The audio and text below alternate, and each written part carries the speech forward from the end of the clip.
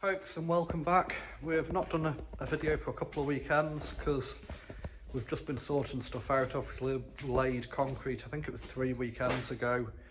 Been waiting for that to kind of set properly.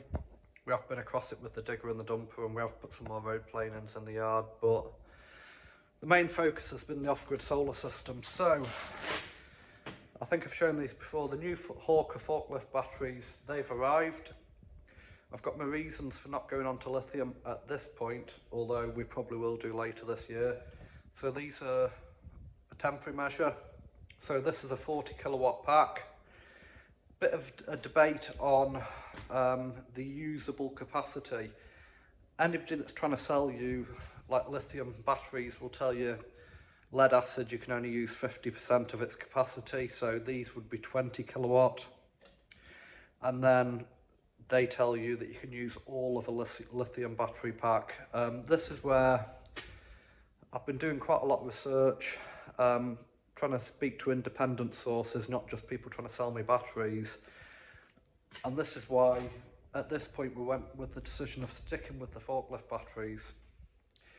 Now, with lithium, a cycle is, so they'll say like lithium batteries will last 6,000 cycles. That's not 6,000 days, it's 6,000 times where they've been discharged less than 80%.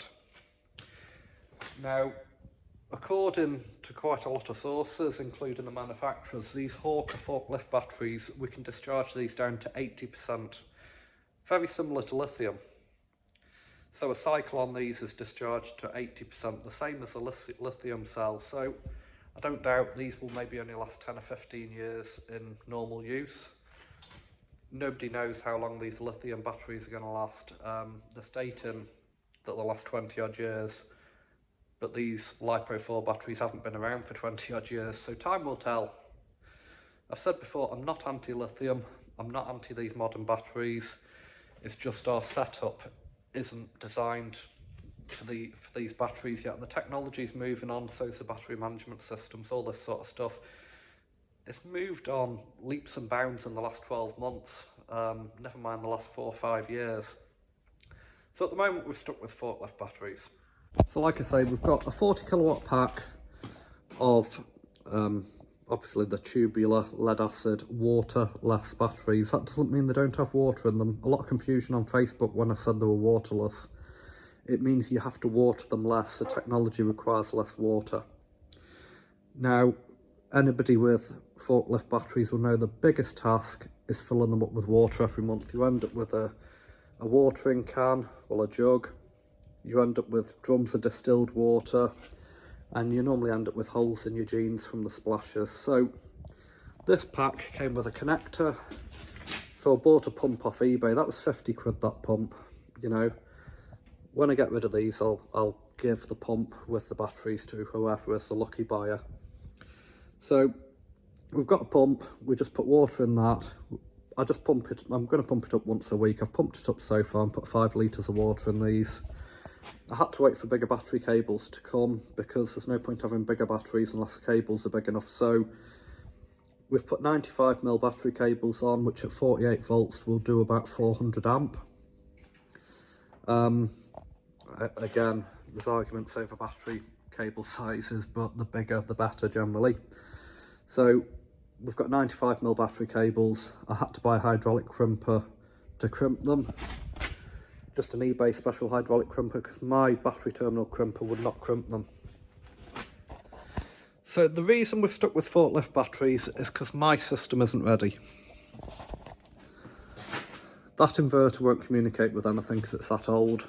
Chinese one won't. The Outback, yeah, old technology. Absolute brilliant inverter, absolute brilliant charge controllers, the Outbacks, but they're a bit prehistoric. So we've got 2 of the blue solar charge controllers just now. Another one, which was a bankrupt stock of a solar company that's gone bust. That's brand new in the box. That's going to get fitted. And then just now I'm going to leave the Outback charge controller, the FM60 on. So I'm going to be selling a couple of charge controllers. We're going to strip this old Outback inverter out, sell that. We're getting a 15 kilowatt Victron Multi Plus 2. which will communicate with these grid-tied inverters. So that's the next step. We're going to have to fork out a couple of grand on that, and then we're going to put the Servo GX to get it all communicating. We're going to build an enclosure around this. Those forklift batteries will need shafted across a bit, but we're going to build an enclosure ready for when we make the lithium batteries, because we're going to make our own.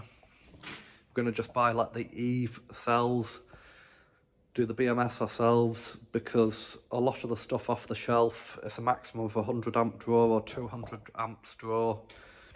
If we're running a 15 kilowatt inverter and we've got all these charge controllers, it's just going to trip out all the time, these little solar batteries. A lot of these solar batteries you're seeing on the market that are like an all-in-one battery, comes in a box with nice little wheels on the bottom, smart little things, like 15 kilowatt. Some of them aren't parallelable, so we would never have enough capacity. Some of them are, but essentially they're really designed for houses that are on grid. And this is where people debate with us on Facebook. They say, oh yeah, you know, I've got a 6 kilowatt inverter and I've got a 15 kilowatt battery and I've never had power outages. And you go, well, are you off grid? No, I've got the mains. Well, you're never going to have issues if you've got mains sitting there. It's like having a generator going constantly. So this is a genuine real off-grid system that works. And, you know, this in this configuration has been running for 12 months now. Obviously we've been off-grid here for many years, but the system was 24 volt before that. So these batteries are up for sale. The Hawker ones are only testing at 17 volt. Those, I don't actually know what make they are, those in the back, that they're 2 years old. They're testing at 25.2 volts, so they're actually in really good condition. They're 400 quid if anybody wants them. These, I'm selling them for scrap price, which is 200 quid. So if anybody wants them, I think the 3 kind of iffy cells in them, you might be able to tip the battery acid out, give them a flush. I've been putting battery aid tablets in them, which does bring them back to life, but you can flush them out, put sulfuric acid in them, and they'll probably jump back to life. But you know, with those batteries there, I didn't pay a lot more than that, but the price of scrap's gone up, so you know, I've had 6-7 years out of them, I think. Same with these, you know. When we do go on to lithium, these will be up for sale. But that's the system, it's working. No sun today, but everything is just keeping trickle charged, you know. Batteries are sitting at 52.6 volts, which is pretty good for lead acid. So that's it. So this is what we were doing last weekend. Obviously the concrete is nearly cured now, probably another week and it'll be to full strength. We dug the yard up and we've put some of this pipe conduit, this smooth bore conduit, and we've put a drawstring through it. It had a plastic like fishing line that came with it, but it stretches. So we've put proper nylon rope. That's some of the leftover. So we've put it under the yard, 2 conduits just now. Then we put the rest of the road planings down. I was hoping to make room for more road planings, but I need to bring the digger out the yard to get the drain in, the surface water drain, and then tidy up.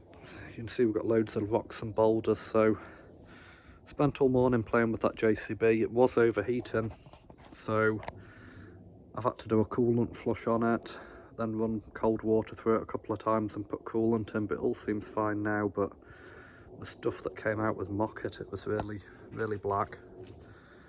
So that's where we're up to. It's not probably going to move on a lot now till April, because we're away for a couple of weekends. So that's it, folks.